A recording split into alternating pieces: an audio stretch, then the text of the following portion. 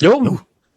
Ay. na-miss namin kayo So, Boss Lots, ngayon merong kilala mo ba si Abdul, pre? Si Tito Abdul at saka si Ay, oo. Marcy?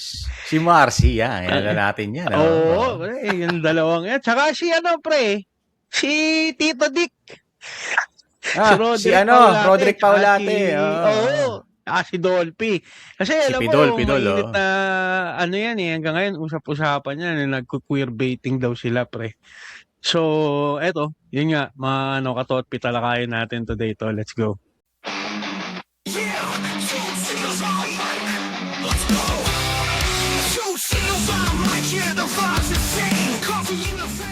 So, ayun na nga, no? Yes, sir. Usong-uso itong queer baiting na to, di ba? Oo. Actually, meron pang isang kasama si Tito Marcy Ay, si Tito Abdul, tsaka si Marcy Yung isa, Sino yung ba? kinasal recently. Si... Anong pangalan nun? Vlogger din yun, pre. Pero ang niya is... Ganun din yung content niya. Tapos sila. Nagko-collaborate Bading-badingan. Bading-badingan. Oo, pre. Pero hindi siya totoong bading. Kasi kinasal siya So yun guys, ito yung pag-uusapan natin for today's episode. At guys, bago tayo magsimula, na-miss namin kayo. Sana na-miss nyo rin kami. Yes, sir. It's been a while. Oo, pre, medyo, alam mo na busy, tsaka medyo, naging under the weather din, mga tito nyo. So, pero ito, nagbabalik kami ngayon. Sana naman, no? Yung pagbabalik natin may kabuluhan, no? Oo. Dagdagan at kung ano nyo. Alam nyo na So, yun guys. So, again, ikaw, Boss Lots, ikaw na muna magsimula nito. Ano bang masasabi mo regarding dito sa na sinasabi nung mga taga-grupo? Taga-grupo na parang ginagamit daw, minamak sila, pinagkakakitaan.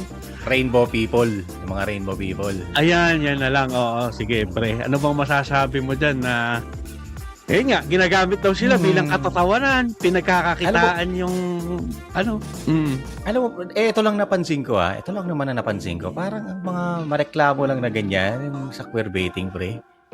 Parang yung mga, yung mga bago. Yung mga bagong akla lang. Pansin ko, pre, yung mga bago akla lang na parang lahat kinukuha sa kanila, queer baiting daw. Pero, pre, sila ba nagpe-pretend na nagkaka-personalan din naman. Siya tawag din ng queer baiting. Sila ba nagpe-pretend sila na hindi yung totoong kasarian nila, pre? Nagrereklamo ba yung counterpart nilang kasarian? Hindi naman, di ba, pre? So, bakit ganun? Bakit kailangan exclusive lang para sa inyo? Di ba? Ito na naman tayo, papasok na naman tayo dito, pre, dun sa yung karapatan na naman nila. Lagi na lang yung karapatan nila. Dapat tinutuon na lang. Parang sila lang ang dapat na sila lang ang kasarian, no? Kung ano man ang sila lang may karapatan, no? At ganun. Totoo. Ewan ko ba? Kasi ako, pre, alam mo, parang sabi nga, pre, to each his own. Diba? Na parang, sige, nagigets namin na I hate to say this, pero nagigets namin na parang, sige, ganun kayo ka-privilege Ganun ka-privilege yung thinking nyo na hindi kayo pwedeng gayahin. Kasi nga, na-offend kayo sa mga ganun. Na parang for me, what's offensive about it? I don't, me as sabihin natin, straight naman ako. Hindi naman tayo nagbabading-badingan. Hindi ko gets Siguro dahil hindi ako bading. Hindi ako member ng Rainbow, kaya siguro hindi ko malagay yung sarili ko sa kanila. Pero I don't find that offensive. Na parang, ano naman kung di ba nga, parang, kayo, di ba, parang they're promoting, pride Tama. For lack of a better term. Pinopromote nyo na nga yan Di ba? Kumbaga, Pinopromote etong- nyo na sa lahat na gusto nyo matanggap kayo. Hindi ba parang form of promotion yung pagbabading-badingan nila? oh. Di ba? Tsaka pre, ang tagal-tagal na nun. Ang tagal-tagal na, ngayon lang. Ang tagal-tagal na. Pre, queerbaiting. Alam ba nila kung ilang taon si Dolphy nung nagsimulang magbading-badingan, pre? Di ba? Pre, baka yung tatay nila hindi pa buhay. Baka yung lolo nila hindi pa buhay. Di ba? Ang ibig ko bang sabihin, pre, publicity, tsaka mabuti sana kung offensive yung halimbawa, pinoportray yung mga bading as rapist. Yan, di ba? Ayan. Yes. Doon kayo ma-offend. Pero, kapag, ito pre ito, one example of a good bading-badingan. Pre. Guding. Oo. Bading-badingan, pre. Alam mo yung Markova na movie ng mga Quezon? Alam mo bang Ganda yun. napakagandang lesson no, na parang ito inaano namin na isang nung panahon ng hapon may mga comfort gay din na naabuso na nagbigay sila ng awareness pre pero hindi sila totoong bading. Gets mo? Oo. Totoo. Parang sinasabi nila na mali to. 'Di ba? Hindi lang babae noon ang na-rape ng mga ang inabuso ng ginahasa. ginahasa ng mga Hapon, kundi yung mga bading din. Yun ba pre, hindi ba public service din para sa grupo nila pre? Mali ba yun? Ayun na nga pre. Di ba? Ayun nga eh. Di ba? Hindi ko maarok na bakit kayo ma-offend sa ganun. Parang alam mo pre, ito ang isang isang angulo ding nakikita ko dyan. Siguro alam mo pre, feeling ko may kasamang inggit na yun eh. Alam mo bakit? Oo. Alam mo bakit pre? Kasi Bakit? sila nagbabading-badingan pre. Hindi sila legit na bading, pero nagbabading-badingan, di ba? Kumikita sila. Kumikita sila doon. Na parang yun nga, nagbabading-badingan, kumikita, bakit ikaw na bading? Hindi mo gawing inspirasyon yun na parang putang ina, total.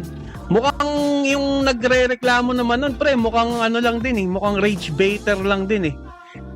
Na, alam mo yun, kino-call out yun na, kasi ako, bading ako, I feel offended na kinakakakitaan yung feelings ko, ganyan-ganyan, bla bla bla. Na parang, hindi ba para dapat ma-motivate ka doon na puta, yun nga, hindi siya bading pero alam mo yun, in a way na pinopromote pa nila kayo, kumikita sila, na parang hindi ba pwedeng maging matuwa ka na lang, kasi for me nakakatuwa yung video niya eh, yung video sila Tito Abdul eh, diba? Hindi naman offensive din. Hindi naman, yun nga, kagaya nga nung sabi mo, hindi naman nila pinoportray yung mga bading as kriminal, or yun nga, yung sabi Parang mo, parang hindi salot naman ng lupun, parang salot ng hindi naman sila pinoportray as salot ng lipunan.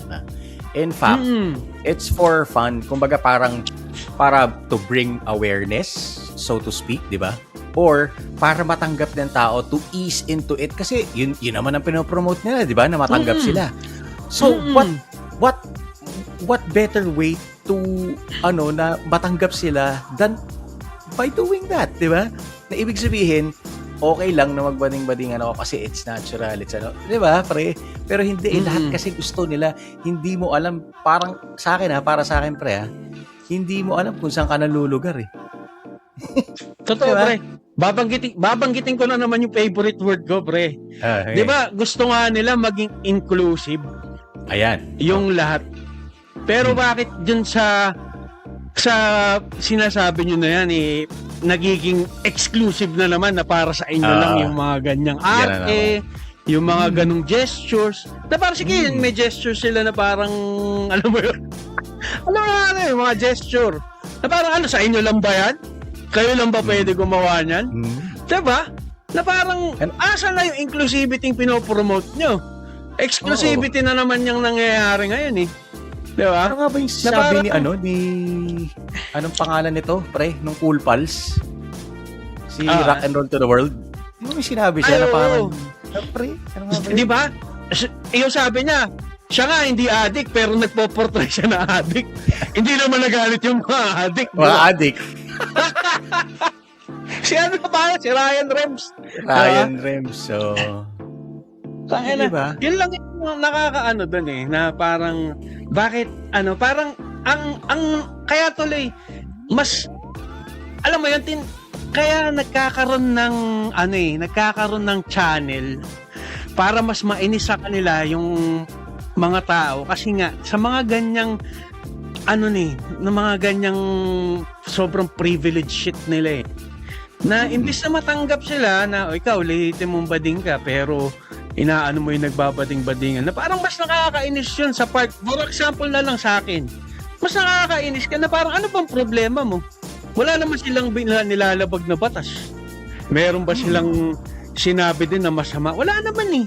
'Di ba? At saka, guys, for yung mga nakakapanood ng mga video nila Tito Marcy, nila Tito Abdul tsaka ni Marcy, kung ano man yung pinoportray nilang pagiging bading doon, hindi ba ganun yung bading? Diba? Oh, ano pa ba?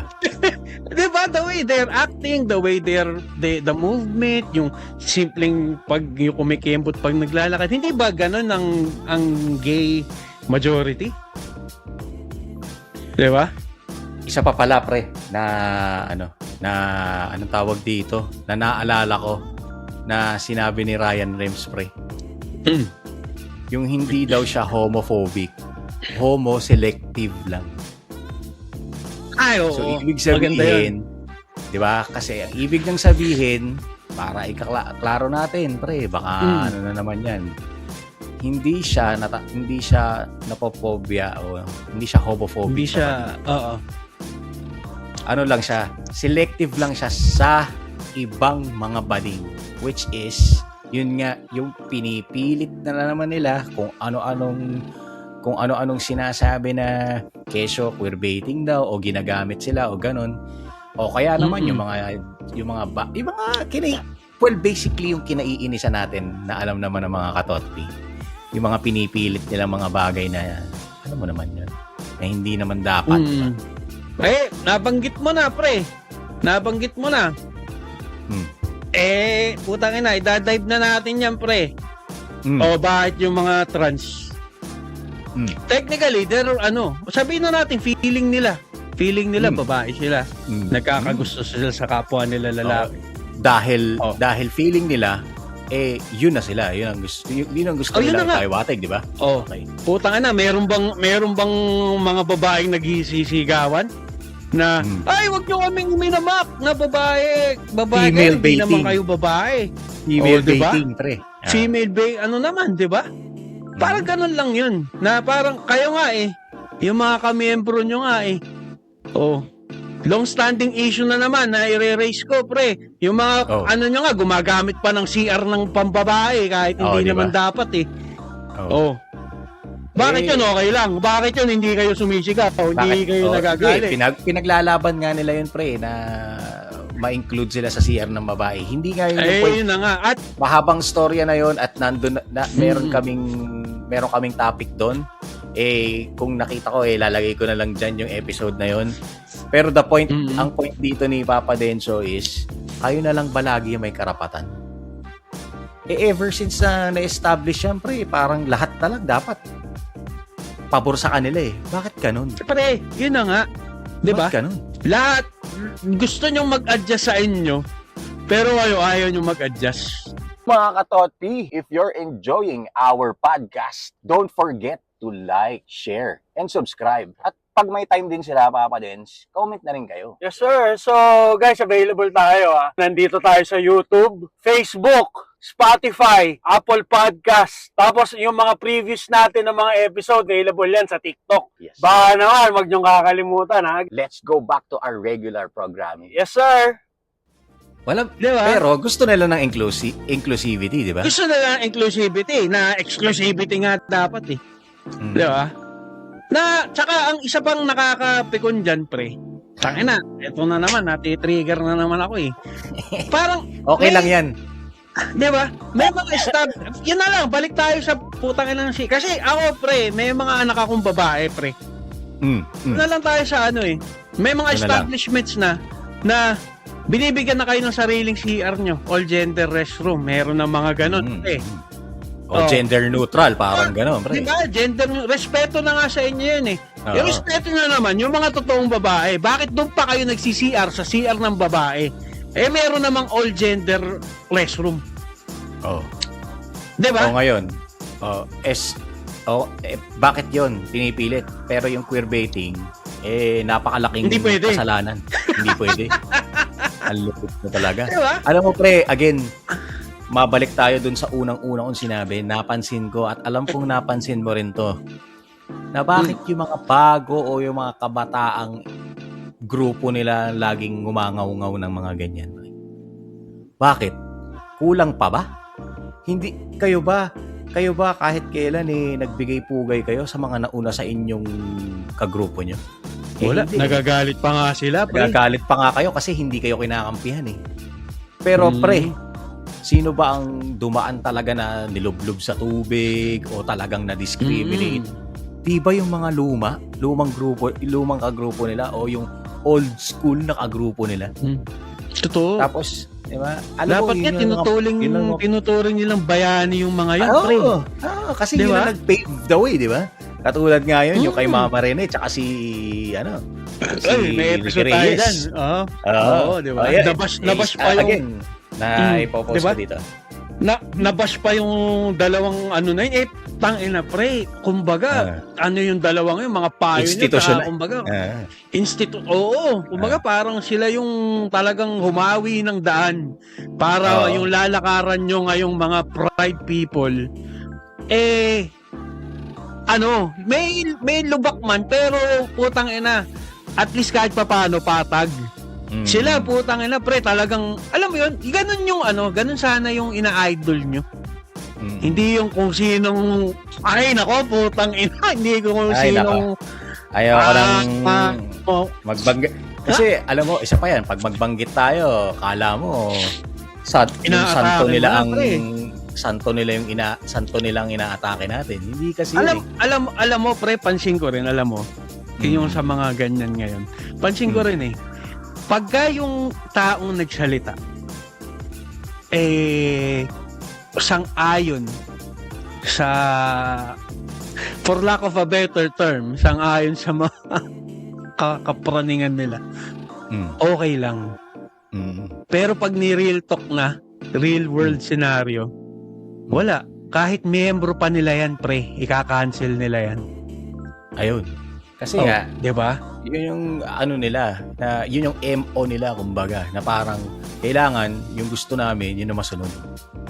Hindi ba dapat meet in the middle tayo?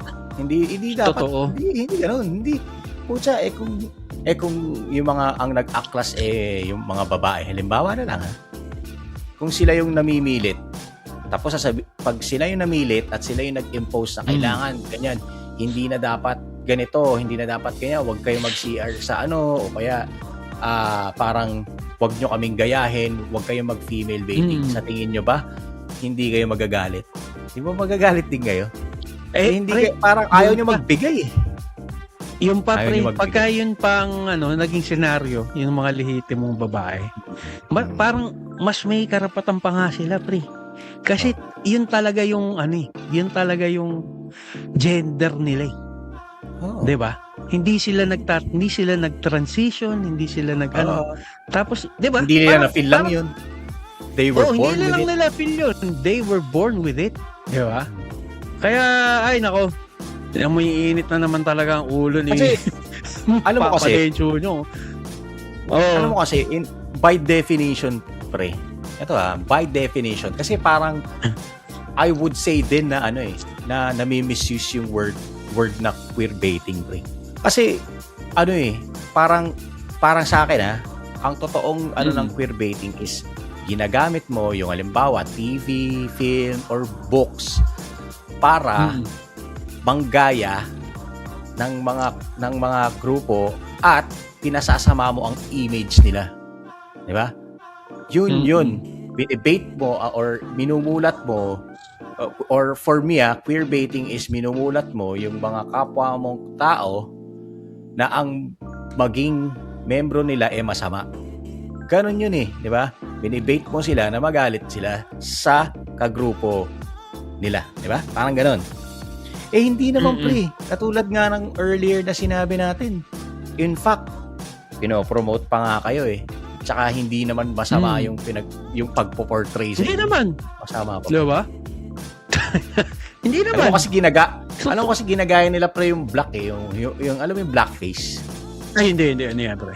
Blackface pre is parang in a way parang queerbaiting pero ano naman to? Ano tawag dito? Race. Okay. Yung alam ba ako pre, magpe-paint ako ng black na mukha ko na mukha akong black pre. Tapos ang mga ang mga gagawin ko is parang yung ano bang tawag dito pre? Ang gagawin ko parang ako yung kunwari gangster na kriminal. Yeah. Pero okay. O kaya naman slave ako pre na dumb black slave ako pre. Yung mga ganon. Yun yung blackface pre. Pero pre unti-unti na kasi nag-iiba yun. Katulad nga yung ako para sa akin I can't speak for that race. Although may lahing kita ako, so I don't know. Kung meron akong kung authorized ako na si Robert Downey Jr. pre, di ba? Yung alam mo yung Tropic Thunder.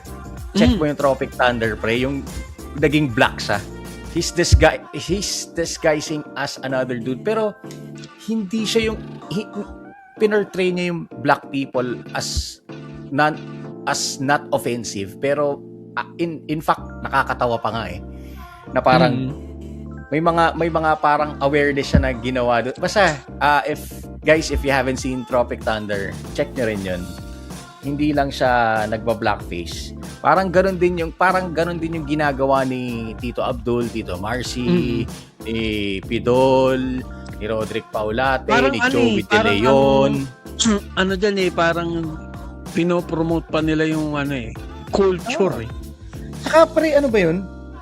Hindi na ba tayo marunong pre, na tumawa or just alam mo yun, just be ang dami-dami nang problema sa mundo pre. Totoo. Hindi ba tayo pwede tumawa man lang? Di ba? Or maging happy para sa ibang tao? Alam mo pre, nakikita ko nila dyan, ang re-rebat nila dyan you guys are laughing at our expense. Hindi ba pwedeng laughing with you? Yun na nga pre. Kasi nga exclusivity nga daw ganyan eh. Ewan ko. Hindi ko, ang hirap, alam mo yun pre, dati may kasabihan tayo, di ba?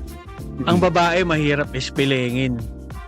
Ngayon pre, patron, yung mga LGBTQ, mahirap na mahirap na ispilingin pre, ang hirap na eh.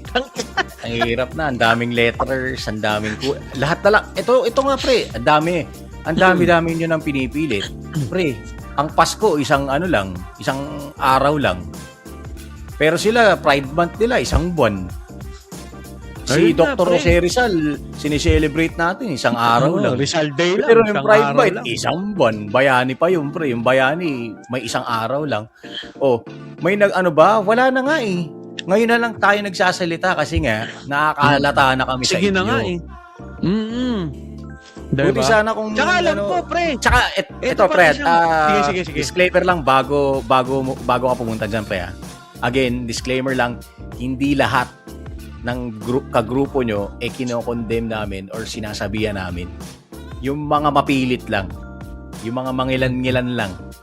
Anyway, sige pre. Totoo. Tuloy mo. Totoo. Parang naalala ko tuloy sinabi mo na yan yung sino yung komedyanteng Pinoy nasa Amerika? Parang sabi niya yung yung Veterans Day isang araw lang. Si yun, pre. Yung may lahing Pinoy pre. Si Rob Schneider. Rob Schneider, di ba? Yeah. Sobrang daming na-offend dun sa joke niya na yun, pre. Na parang which is Yun nga, kagaya sabi mo, totoo naman eh. Tangina yung mga bayani natin, nagpakamatayan. Binuwis nila yung buhay nila para sa kalayaan natin na tinatamasa natin ngayon. Diba? Oh, tapos, ayun na, National Heroes Day, isang araw. Hindi, alam mo yun, kada bayani nga, hindi siya, wala siyang ano eh. Wala Isang siyang linggo. sariling araw eh. Piling-pili Isang lang yung buwan. mga bayaning may araw eh, na like si Jose Rizal. Diba? Pero, alam mo yun, tangina, binigay na nga isang buwan sa inyo eh. Alam mo yung nakakainis pa, pre? Mm. Every, parang for example, Mother's Day. Father's Day. Kailangan may ambag sila. Kailangan may ano sila. Na parang, ang ano ko dun, parang, alam mo, hinahaluan nila nung, tangina, for lack of a Kulang pa ba? better term again, nung propaganda nila na, kailangan may ambag tayo dyan, may ano tayo, kailangan may pride dyan, ganyan-ganyan. Putang Alam mo- ina, bigay nyo na yun. Alam mo, kaya lumalabas lahat tong, siguro, ako pre, in my opinion, parang hinanakit na to eh. Pre, parang hinanakit na natin to eh. Parang hinanaki, call out na din or ilabas. Oo, kasi Kumbaga, kung ano good- yung nararamdaman natin. Eh. Dahil dito sa queerbaiting na to, lumabas lahat nung nasa sa loobin nung hindi lang naming dalawa ni Papa Denso, pero sa mga ibang tao din. Nakatulad niyan, pre. Yung parang sa sobrang pilit nila, gusto nila pati sa movie ilagay yung mga kids movie, gusto ilagay yung Yung pa isa. portrayal ng pre, hayaan mo ma-discover nila kung anong gusto nila sa buhay nila. Hindi yung ipipilit nyo na naman. Ayan na naman tayo. Finifeed nila sa mga, yung pa yung isa, pre. Bakit Siya hindi naman, mo di ba, parang, may kinancel? Sige, May sige. kinancel, di ba? May si kinancel na di ba parang hindi naman kinancel yan. Si pre, feeling ko hindi naman nila kaya i-cancel si Snoop Dogg eh. Pero marami, oo. Na diba? hindi ko papapanoorin yung anak ko pag gano'n ang tema nung kids Tsaka, movie. di ba, yung nung nanood sila nung, ano ba to, yung sa Toy Story, yung robot, si Buzz, yung pelikula ni Buzz Lightyear, parang doon sa ending nun, may Toy dalawang Story, Toy lalaki daw Story. na, Hindi ko alam, yung pre. movie lang ni Buzz Lightyear, pre. Hindi ko pinanood yun eh. Pero Hindi, sa hindi. ending daw nun, may dalawang lalaki na parang nag-kiss. Na parang sabi ni Snoop Dogg na parang, hindi para i-explain ko yan sa apo ko. Oo. Hindi dahil galit ako sa inyo, pero hindi kasi dapat nakikita ng mga bata yan. Bakit nyo nilalagay sa mga pelikulang pambata? Oo. Ayun na Diba? naman, yung papasok na naman din yung sinasabi mo na yun nga, yung propaganda nila na Propaganda na kasi talaga, pre. lahat Alam na mo lang, yun. pre. Tapos, puta, medyo tumataas na yung boses ko ah. Tapos, Let it out. Tapos ito lang putang inang ito na. Ito lang Tito Abdul at Barsi na to na nagbabakla-baklaan, ayaw nyo pa rin?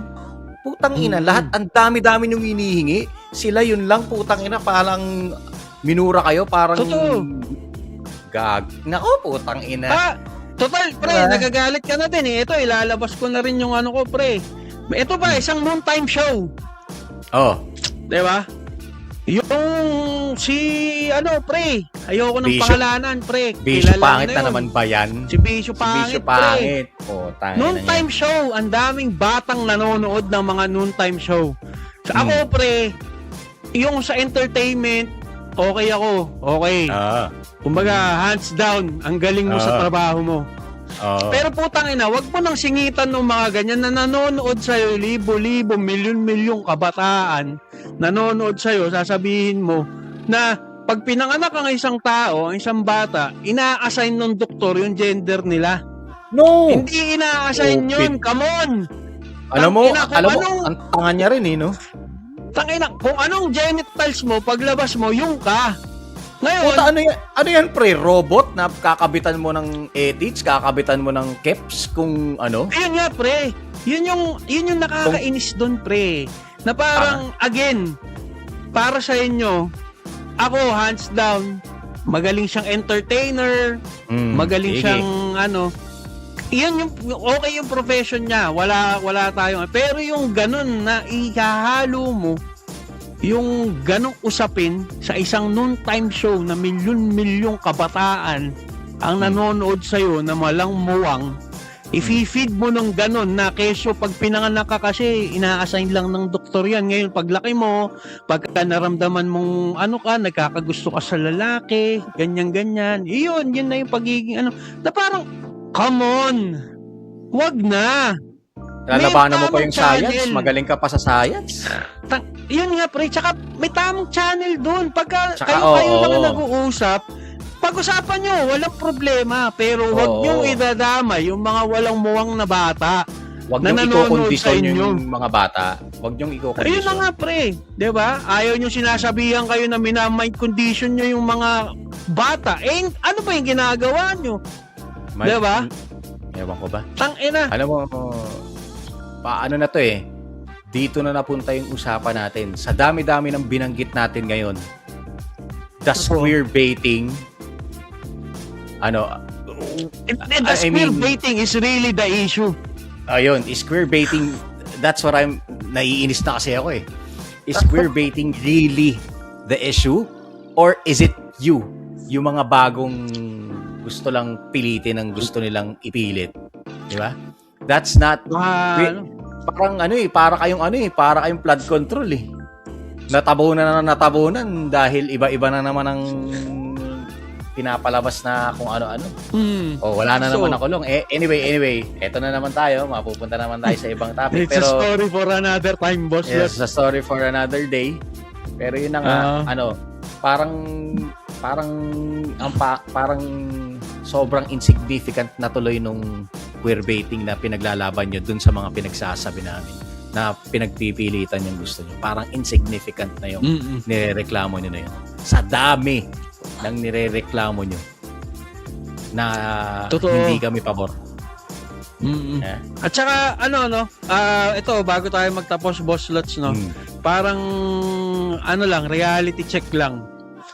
Yung mga problema ng first world country, wag nyo nang problemahin. Ang daming problema ng Pilipinas. Wag na kayong dumagdag. Napakasimple lang yan. Yung pinaglalaban yung queerbaiting na yan. Simple lang yan. Bigla lang pumatok kasi yung isang yung isang podcaster yung dalawang podcaster yan pre. Ang nagpaano na naman yan nagpaputok na naman yan ewan ko ba? Anyway. Sige. Tsaka instead of kasi yung ginagawa nyong ganyan, instead of parang uniting Filipinos, tangina, gumagawa lang din kayo ng division. Yun lang yun. Kayo mismo nagbubukas ng division para sa nyo.